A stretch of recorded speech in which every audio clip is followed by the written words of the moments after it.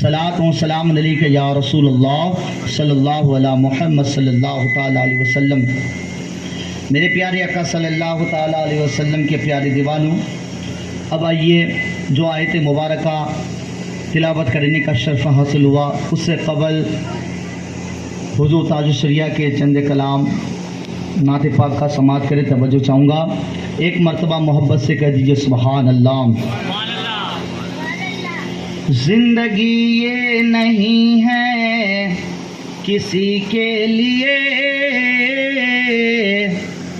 زندگی یہ نہیں ہے کسی کے لیے، زندگی ہے نبی کی نبی کے لیے، زندگی ہے نبی کی نبی کے لیے،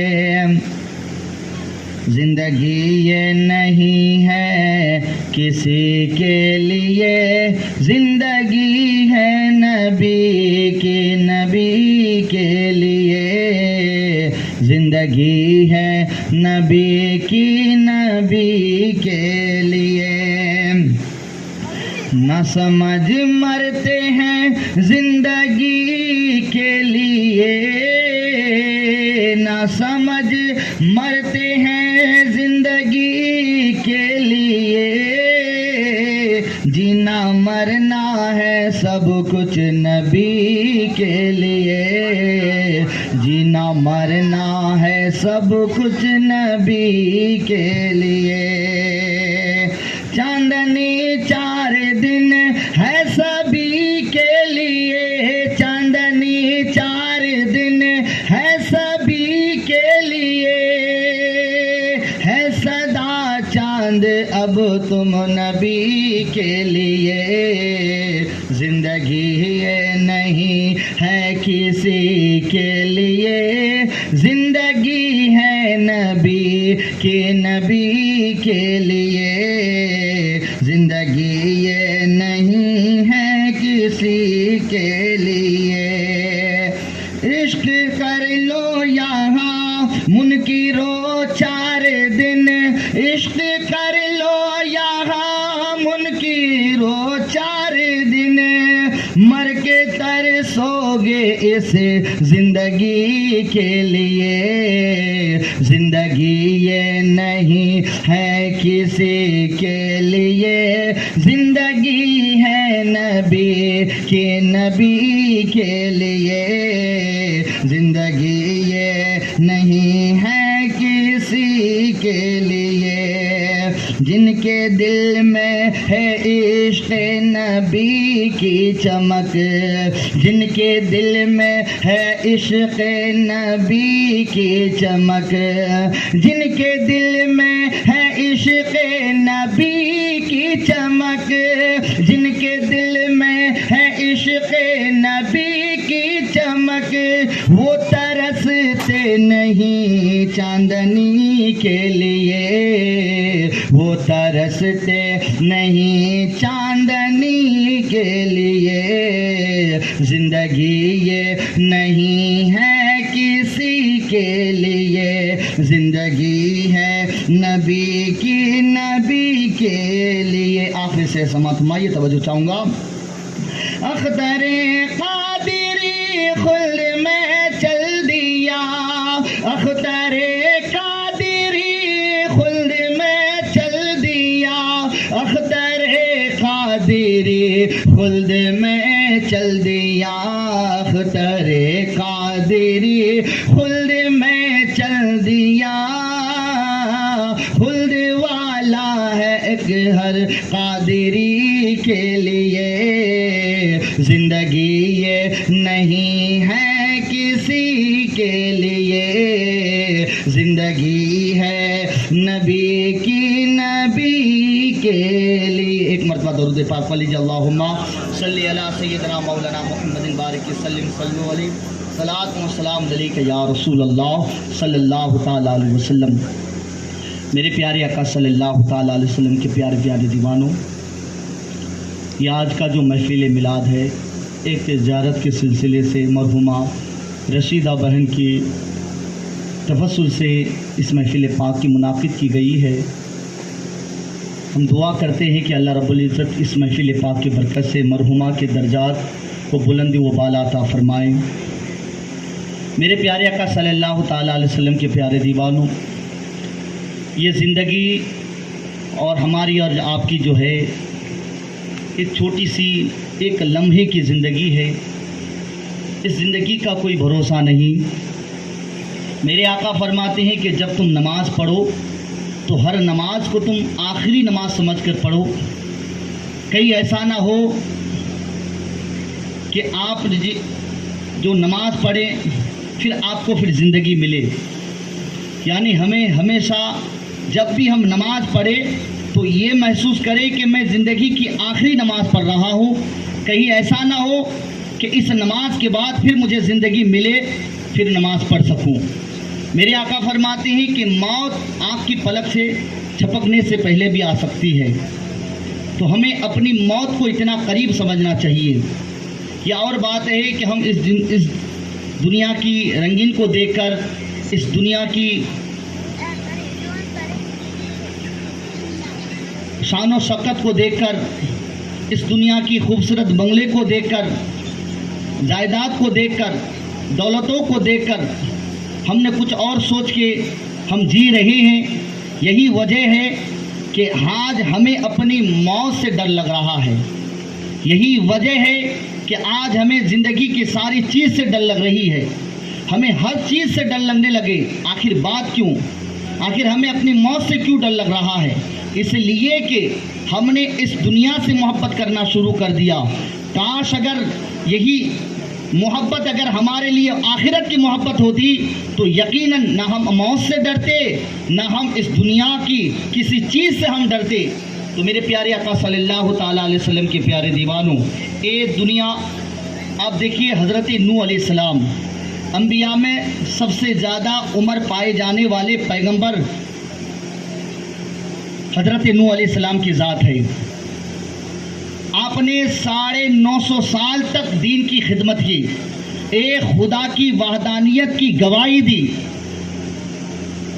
اسلام کی دعوت دیتے رہے۔ 950 سال تک تاریخوں میں آیا ہے کہ حضرت نوح علیہ السلام کی زندگی جو ملی 1100 سال آپ کو زندگی ملی۔ آپ اندازہ لگائیے 1000 سے زیادہ اللہ نے آپ کو زندگی بخشی، لیکن جب اسی پیغمبر حضرت نوح علیہ السلام سے جب حضرت جبریل نے پوچھا کہ اے جبریل آپ ہمیں بتاؤ کہ آپ اس دنیا کو پا کر آپ کو کیا محسوس ہوا، آپ کو کیسا لگا، تو حضرت نوح علیہ السلام فرماتے ہیں کہ مجھے ایسا لگ رہا ہے کہ ایک ہی گھر میں 2 دروازے ہیں، میں ایک دروازے سے داخل ہوا اور دوسرے دروازے سے نکل گیا۔ اب بتائیے 1100 سال زندگی کو پا کر آپ نے اس زندگی کو اپنے کتنا چھوٹا محسوس کیا، تو پھر تو آپ اور ہم اس بات کا اندازہ لگا ہی سکتے ہیں کہ 80 سال کے بعد، 60 سال کے بعد، 70 سال کے بعد ہمیں چلنے کی طاقت بھی نہیں رہتی، ہمارے اندر طرح طرح کی تکلیفیں آنے لگتی ہیں، طرح طرح کی بیماریاں ہونے لگتی ہیں۔ 100 سال آج کے تاریخ میں کوئی ایسا بندہ نہیں تصور کر سکتا کہ میں 100 سال اپنی زندگی کو بسر کر سکوں گا، میں 100 سال میں زندہ رہ پاؤں گا۔ تو بتائیے کہ پیغمبر جیسے حضرت نوح علیہ السلام نے جب ہمیں یہ پیغام دیا کہ مجھے ایسا لگ رہا ہے کہ ایک دروازے سے میں داخل ہوا اور دوسرے دروازے سے نکل گیا، تو پھر ہمیں اتنی سی چھوٹی سی زندگی کو پا کر ہمیں اس دنیا کو کتنا مختصر سمجھنا چاہیے۔ میرے پیارے آقا صلی اللہ تعالیٰ علیہ وسلم کے پیارے دیوانوں، یاد رکھنا اللہ نے ہمیں بنایا، ہمیں پیدا کیا، تو ہمارے اندر 2 چیزیں پائی جاتی ہے، ایک روح اور ایک جسم۔ انسان مرتا کب ہے؟ جب اس کے جسم سے روح نکالی جاتی، جب اس کے جسم سے روح نکال دیا جاتا ہے انسان مر جاتا ہے۔ تو پتہ چلا کہ انسان کی طاقت روح ہے۔ اگر جسم میں روح ہے تو وہ دیکھ سکتا ہے، جسم میں روح ہے تو وہ پکڑ سکتا ہے، جسم میں روح ہے تو وہ بول سکتا ہے، جسم میں روح ہے تو وہ چل سکتا ہے۔ تو پتہ چلا کہ جسم کی طاقت روح ہے، اور اگر اسی روح کو ہمارے جسم سے نکال لیا جائے تو پھر ہمارا جسم مردہ ہو جاتا ہے. وہ آنکھیں دیکھ نہیں سکتا، وہ زبان بول نہیں سکتا، وہ پیر چل نہیں سکتا، یعنی ہمارے اندر وہ طاقت و قوت نہیں ہو سکتا کہ ہم بول سکے، ہم دیکھ سکے، ہم پکڑ سکے، ہم چل سکے. تو میرے پیارے آقا صلی اللہ تعالیٰ علیہ وسلم کے پیارے دیوانوں، اب اس سے اندازہ لگائیے کہ اللہ نے روح کو پیدا فرمایا. اب روح کس کے اندر رکھا؟ جسم کے اندر رکھا. لیکن ہمارے جسم کے اندر دو چیز پائی جاتے، ایک روح اور ایک جسم. جسم کی بھی خوراک اللہ نے عطا کیا اور روح کی بھی خوراک عطا کیا. جسم کی خوراک ہم دنیا کی جو ساری نعمتیں کھاتے ہیں یہ جسم کی خوراک ہے. کیا ہم نے کبھی غور کیا ہے کہ روح کی خوراک کیا ہے؟ اللہ نے روح کی بھی خوراک عطا فرمایا، لیکن روح کی خوراک ہے اللہ کی عبادت. نماز، اللہ کی عبادت کرنا، یہ روح کی خوراک ہے. ظہر، فجر، عصر، مغرب، عشاء، یہ روح کی خوراک ہے. اسی طریقے سے جو ہے زکوٰۃ دینا، یہ روح کی خوراک ہے. حج کرنا، یہ روح کی خوراک ہے. روزہ رکھنا، یہ روح کی خوراک ہے. اللہ کی کوئی بھی عبادت کرنا، یہ روح کی خوراک ہے. میرے پیارے آقا صلی اللہ تعالیٰ علیہ وسلم کے پیارے دیوانوں، اب جسم کی خوراک کے لیے تو ہم دنیا کی ساری نعمتیں کھاتے ہیں. کیا کبھی ہم نے اپنی روح کی خوراک کے لیے کبھی ہم نے یہ سوچا ہے کہ ہم بھی اپنی روح کو تر و تازہ رکھیں؟ یاد رکھنا، جب بندہ اللہ کی عبادت کرنا چھوڑ دیتا ہے تو اس کا روح جو ہے مردہ ہو جاتا ہے. پھر یہی وجہ ہے کہ ہماری زبان میں وہ تاثیر نہیں رہتی، ہماری زبان میں وہ طاقت نہیں رہتی. تو میرے دوستوں، بزرگوں، بزرگان دین کی زندگی کو دیکھیے اور پھر ہماری زندگی کو دیکھیں. آج ہم اس دنیا میں ہمیں جو زندگی ملی ہے، ہم سمجھتے ہیں کہ اسی طریقے سے ہماری زندگی گزر جائے گی اور آخرت میں جو ہے اللہ تعالیٰ ہمیں ایسے ہی بلند مقام عطا فرما دے گا. نہیں، یاد رکھنا، یہ وہ زندگی ہے. اگر آپ نے اس زندگی کو پا کر اللہ اس کے رسول کو راضی کر لیا تو پھر آپ کے لیے اور اس زندگی آپ کے لیے کامیابی ہے، کیونکہ یہ وہ دنیا ہے آپ کے لیے جہنم بھی ہے اور آپ کے لیے دوزخ بھی ہے. اگر آپ نے اس دنیا میں اپنی زندگی میں جو ہے اللہ کی عبادت کر کے اپنی زندگی کو بشر کیا تو یقیناً اس زندگی کو پا کر آپ نے جنت کو حاصل کر لیا. میرے پیارے آقا صلی اللہ تعالیٰ علیہ وسلم کے پیارے دیوانوں، حضرت عیسیٰ پیغمبر علیہ السلام کی زندگی کو دیکھیں. آپ ایسے پیغمبر تھے کہ آپ مردے پر اگر پھونک مار دیتے تو وہ زندہ ہو جایا کرتے تھے. آپ کسی چیز پر پھونک مار دیتے تو وہ جو ہے اس کے اندر جان آ جاتی. یہاں تک کہ اگر کوئی مرض ہے، اگر کوئی بیماری والا کوئی مریض آپ کی خدمت میں آتے، آپ صرف ہاتھ پھیر دیتے تو آپ کو شفا مل جاتی. تو میرے دوستوں، بزرگوں، وہ عیسیٰ پیغمبر اپنی پوری زندگی اسلام کی دعوت دیتے رہے. آپ نے پوری زندگی ایک خدا کی وحدانیت کی گواہی دیتے رہے. آپ نے پوری زندگی جو ہے دین کی خدمت میں نکال دیے. آپ نے دین کی خاطر آپ نے ایک خدا کی وحدانیت کے لیے، اسلام کی دعوت کے لیے جو ہے آپ نے زندگی میں نہ آپ نے کوئی جو ہے آپ نے نہ مکان بنایا نہ سامان بسایا. حق تو یہ ہے کہ آپ کے پاس پانی پینے کے لیے ایک پیالہ جو تھے، آپ نے اس پیالے کو بھی یہ کہہ کر چھوڑ دیا کہ یہ بھی ایک دنیا ہے. تو میرے دوستو، بزرگوں، اگر اس چیز کو اگر تصور کریں گے تو یقیناً ہمیں اس دنیا سے محبت کرنے کے بجائے ہمارے دلوں میں آخرت کی محبت پیدا ہو سکتی ہے. میرے آقا فرماتے ہیں ایک دل میں دو محبت پیدا نہیں ہو سکتا. جس کے دل میں دنیا کی محبت ہوں گی اس کے دل میں آخرت کی محبت نہیں ہو سکتی، اور جس کے دل میں آخرت کی محبت ہوگی اس کے دل میں اس دنیا کی محبت نہیں ہو سکتی. تو پھر ہم اس بات کا اندازہ لگا سکتے ہیں کہ ہم اس دنیا سے محبت کرتے ہیں یا آخرت سے محبت کرتے ہیں.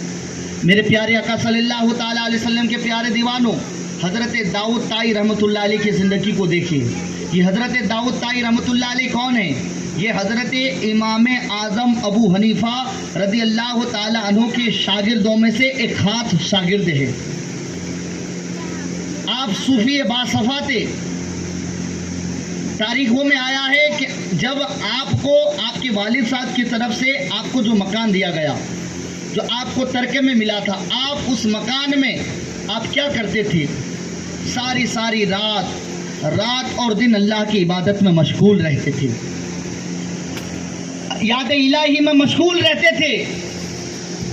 ایک مرتبہ ایسا ہوا کہ ایک شخص حضرت داؤد طائی رحمۃ اللہ علیہ کی خدمت میں حاضر ہوئے، تو آنے والا شخص جب حضرت داؤد طائی رحمۃ اللہ علیہ کی خدمت میں حاضر ہوئے تو آپ نے آنے والا شخص نے کیا دیکھا کہ حضرت داؤد طائی رحمۃ اللہ علیہ کے گھر کی چھت کی پر جب نظر پڑی تو آپ نے دیکھ کر دنگ رہ گیا، حیران ہو گیا، تعجب میں پڑ گیا۔ اور تعجب اس کے لیے ہوا کہ حضرت داؤد طائی رحمۃ اللہ علیہ سے کہا کہ حضور یہ پرانی چھت ہے، یہ پھٹا ہوا ہے، یہ کبھی بھی گر سکتا ہے، کیا آپ کو اس چھت سے ڈر نہیں لگتا؟ اللہ اکبر۔ حضرت داؤد طائی رحمۃ اللہ علیہ فرماتے ہیں، کہتے ہیں کہ میں 10 سال تک میں اللہ کی یاد میں ایسے مگن تھا، اللہ کی یاد میں ایسا مشغول تھا، مصروف تھا کہ کبھی مجھے جو ہے اپنے چھت کو دیکھنے کا کبھی موقع ہی نہیں ملا۔ 10 سال ہو گئے، میں 10 سال کے اندر میں اللہ کی یاد میں نکال دیا اور کبھی میں نے اپنے گھر کی چھت تک نہیں دیکھا، کبھی مجھے موقع ہی نہیں ملا۔ آپ اندازہ لگائیے کہ حضرت داؤد طائی رحمۃ اللہ علیہ نے اپنے گھر کی چھت تک نہیں دیکھا۔ کس لیے نہیں دیکھا؟ اللہ کی عبادت کی وجہ سے۔ اب وہ کیسے عبادت کرتے تھے ذرا غور کرے، ذرا سوچے۔ تو میرے پیارے آقا صلی اللہ تعالیٰ علیہ وسلم کے پیارے دیوانوں، آپ فرماتے کبھی مجھے موقع ہی نہیں ملا کہ میں اپنے چھت کو دیکھوں۔ تو میرے دوستو بزرگوں، آپ اس کی زندگی کو دیکھیے، پھر ہماری زندگی کو دیکھیے، پھر ہم اپنی زندگی کو کیسے گزار رہے ہیں، ہمیں اس بات کا اندازہ ہو سکتا ہے۔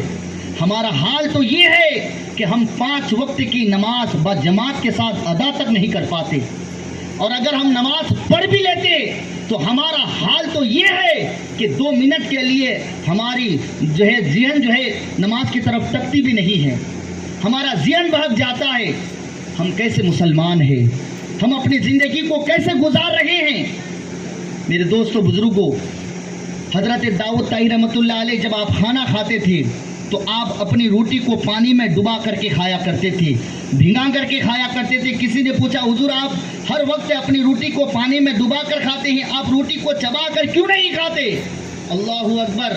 حضرت داؤد طائی رحمۃ اللہ علیہ فرماتے ہیں، کہتے ہیں کہ اگر میں اس روٹی کو چبا کر کھاؤں گا تو اتنا وقت لگ جائے گا کہ میں اپنے کھانا کو کھا کر، اگر میں اسی روٹی کو جب میں پانی سے ڈبا کر کھاتا ہوں تو میں روٹی کو اتنا جلدی کھا لیتا ہوں کہ روٹی کو کھانے کے بعد میں قرآن کریم کی 40 آیت مبارکہ کو تلاوت کر لیا کرتا ہوں۔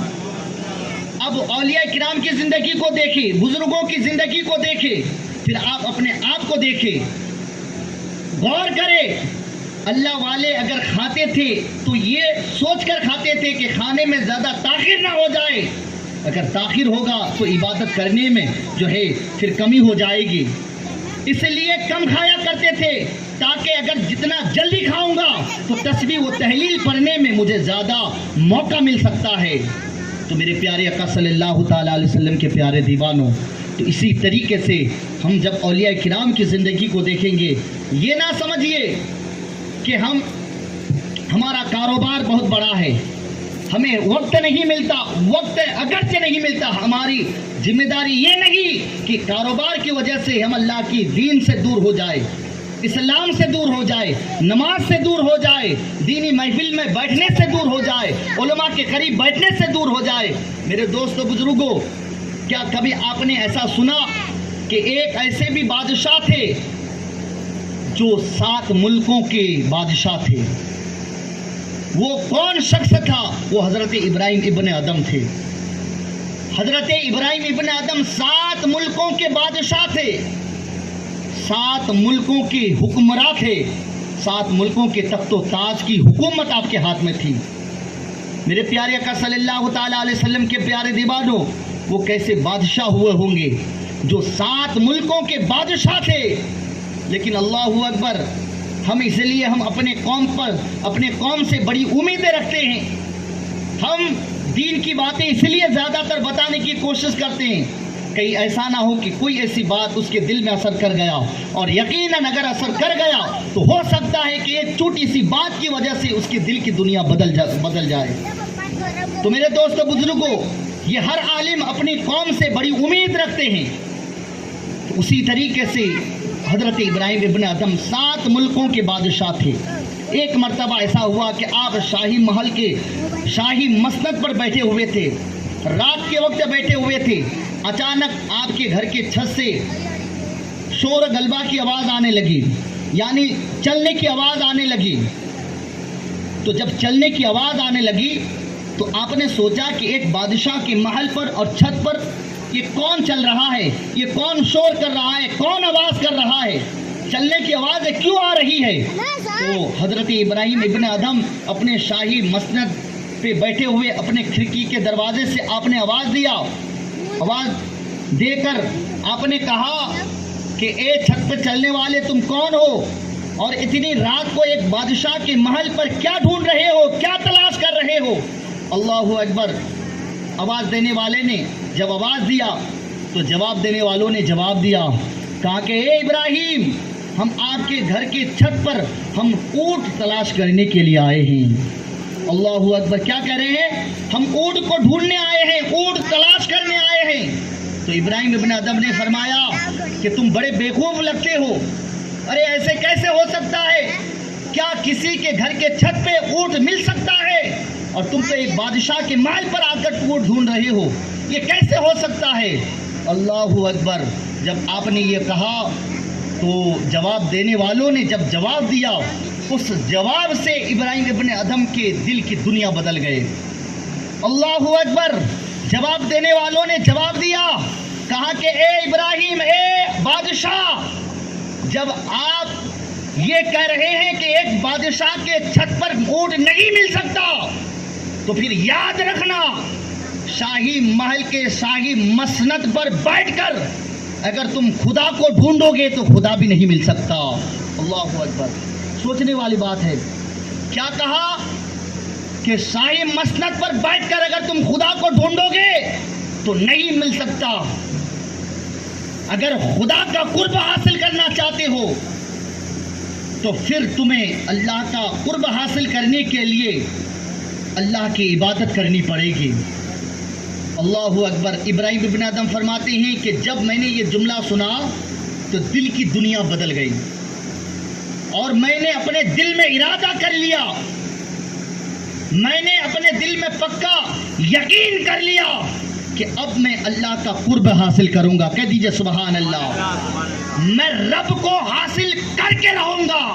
مجھے سلطنت کو چھوڑنا پڑے چھوڑ دوں گا، حکومت کو چھوڑنا پڑے چھوڑ دوں گا.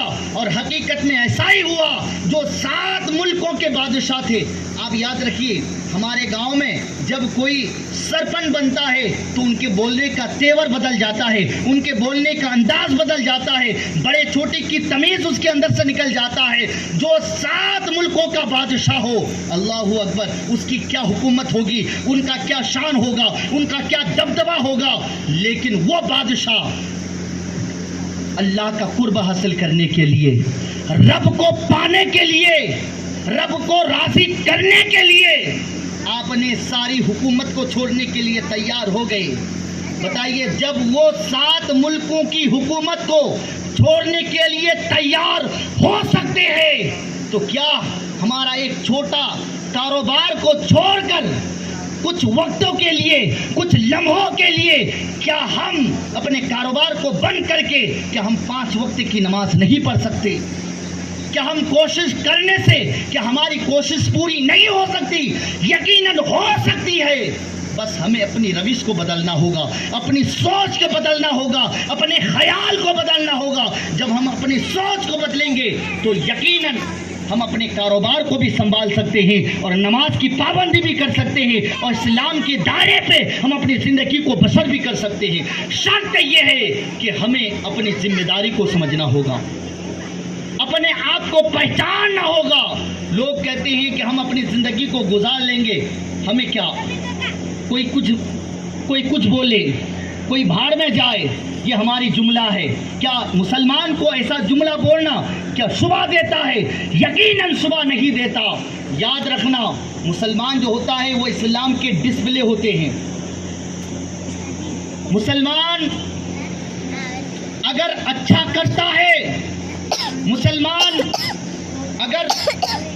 مسلمان کے اندر اگر اچھائی ہے تو یاد رکھنا، مسلمان جب اچھا کرتا ہے تو لوگ اسلام کو بھی اچھا کہتے ہوئے نظر آتے ہیں۔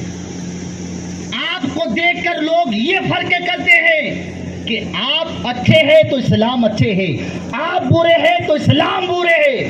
ایک بندہ اگر غلط کرتا ہے تو اس کی غلطی کی وجہ سے اسلام پر اثر پڑتا ہے۔ تو آپ اپنی ذمہ داری کو سمجھیے اور یہ سمجھ کر اپنی زندگی کو بسر کرے کہ اگر میں غلط کروں گا تو اسلام پر اس کا اثر پڑے گا۔ تو اس لیے جب ہم یہ تصور کریں گے تو انشاءاللہ ہماری زندگی اسلامی زندگی کے طریقے سے گزریں گے، پھر ہم اپنے آپ کو اسلام کے دائرے پہ جینے کی کوشش کریں گے، ہم اپنے بچے کو یقیناً اچھی پرورش کرنے کی کوشش کریں گے، ہم اپنے بچوں کو صحیح تعلیم دینے کی کوشش کریں گے۔ جب ہماری یہ روش ہوگی تو یقیناً ہم بھی اسلام کے دائرے پر چلیں گے، ہمارے بچے بھی اسلام کے دائرے پر چلیں گے، ہمارا جینا، ہمارا مرنا، ہمارا ہر طور طریقہ، ہر لمحہ ہم اسلام پہ چلتے ہوئے نظر آئیں گے۔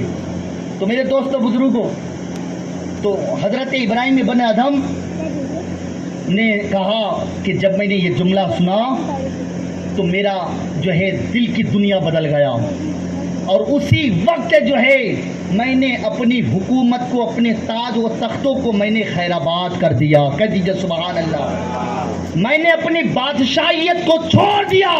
حق تو یہ ہے کہ حضرت ابراہیم ابن ادم نے جو آپ کے جسم پر جو بادشاہی جو شاہی لباس پہنے ہوئے تھے، آپ نے اس لباس کو بھی اتار کر ایک چرواہے کو بلایا، آپ نے اپنے لباس کو ایک چرواہے کو دے دیا اور ان کے لباس کو آپ نے پہن لیا، اور فقیری لباس میں آپ نے عبادت الہی میں مشغول ہو گئے، یاد الہی میں اپنی زندگی کو بسر کرنے لگے، اور اس طرح اللہ کی یاد میں اپنی زندگی کو گزارنے لگے۔ تاریخوں میں آیا ہے کہ حضرت ابراہیم ابن ادم فرماتے ہیں کہ جب میں رب کی رضا بندی کے لیے، رب کو راضی کرنے کے لیے، اللہ اس کے رسول کو راضی کرنے کے لیے مصطفیٰ کی سنت پر میں عمل کرتے ہوئے جب اپنی زندگی کو گزارنے لگا تو پھر اللہ نے مجھے وہ مقام عطا فرمایا، پھر میں اپنی مقصد میں اس حد تک مجھے کامیابی ملی۔ ابراہیم ابن ادم فرماتے ہیں، اے لوگو، پہلے میں سروں کا بادشاہ تھا، سروں کا بادشاہ، اب میں لوگوں کے دلوں کا بادشاہ بن گیا۔ کہہ دیجئے سبحان اللہ۔ پہلے میں سروں کا بادشاہ تھا، اب میں لوگوں کے دلوں کا بادشاہ بن گیا۔ پہلے میں جسمانی حکومت کا بادشاہ تھا، اب اللہ نے مجھے روحانیت کے تخت و تاج کا بادشاہ بنا دیا۔ کہہ دیجئے مچل کے سبحان اللہ۔ تخت و تاج کا بادشاہ بنا دیا، اور ایسا بادشاہ آپ کا بیان ہے، آپ خود فرماتے ہیں، کتابوں میں آیا ہے کہ حضرت ابراہیم ابن ادم ایک مرتبہ دریا کے کنارے پر اپنے پھٹے ہوئے کپڑے کو سی رہے تھے۔ وہ 7 ملکوں کے جو بادشاہ تھے وہ پھٹے ہوئے کپڑے کو سی رہے تھے۔ آج ہمارا حال تو یہ ہے کہ اگر ہم ہماری زندگی میں، اگر جوانی میں اگر ہم اچھے لباس پہننے کی ہمارے اندر عادت ہو گئی، اچھا کھانے کی عادت ہو گئی، تو پھر ہمیں اگر کھانے میں کچھ کمی ہو جائے تو ہم کہتے ہیں کہ ہمیں یہ فلاں چیز کھانے کی عادت ہے، ہمیں ایسے پہننے کی عادت ہے، ہمیں ایسے اڑنے کی عادت ہے، ہمیں اپنی زندگی کو ایسے گزارنے کی عادت ہے۔ ہم ایسے اپنی زندگی کو نہیں گزار سکتے تو دیکھیے بزرگوں کی تاریخوں کو دیکھیے۔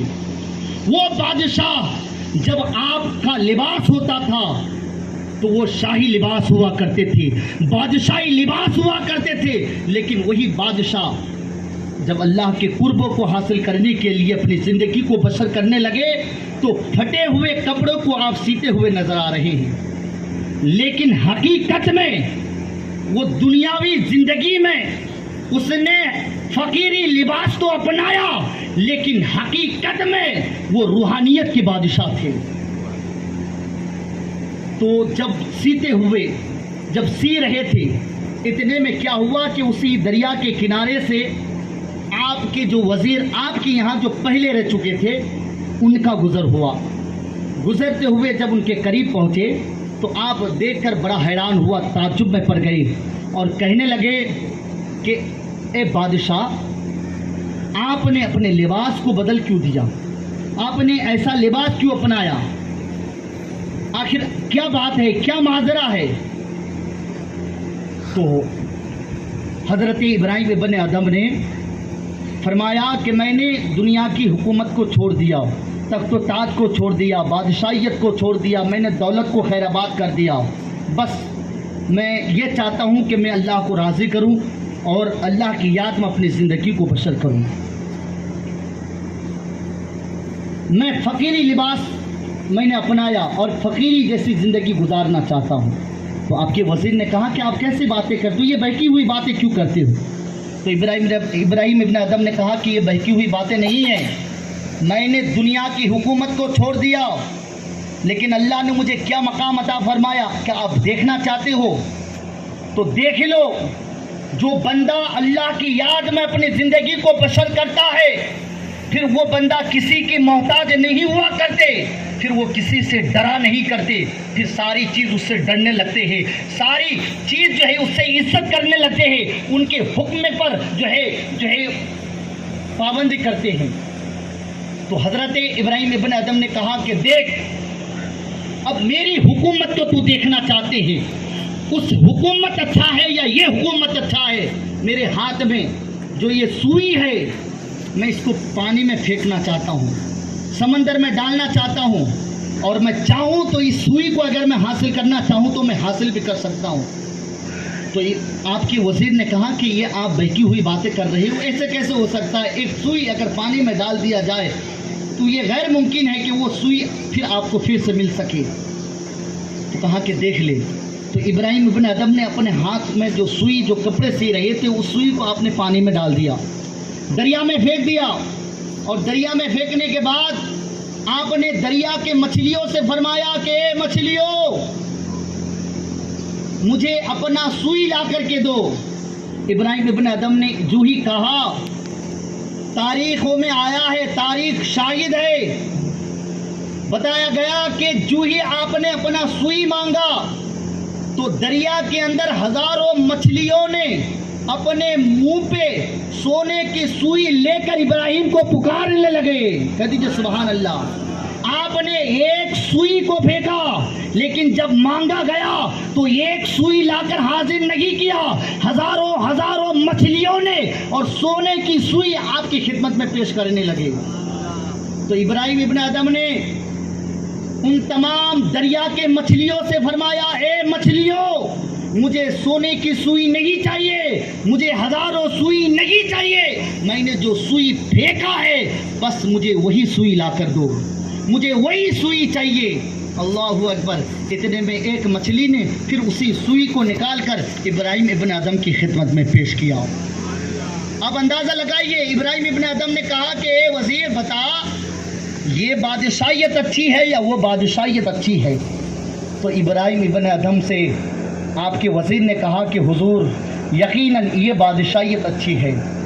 तो मेरे दोस्तों बुजुर्गों, अगरचे हम अल्लाह के वली नहीं बन सकते, तो क्या हम पर जो जिम्मेदारी है, हम पर जो फ़र्ज़ है, तो क्या हम उसको तो अदा कर सकते हैं? तो मेरे प्यारे आका सल्लल्लाहु ताला अलैहि वसल्लम के प्यारे दीवानों, तो इसीलिए अपनी मौत को याद करें, मौत का कोई भरोसा नहीं, और अल्लाह की इबादत करे, नमाज की पाबंदी करे। मेरे प्यारे आका सल्लल्लाहु ताला अलैहि वसल्लम के प्यारे, एक मरतबा दरूद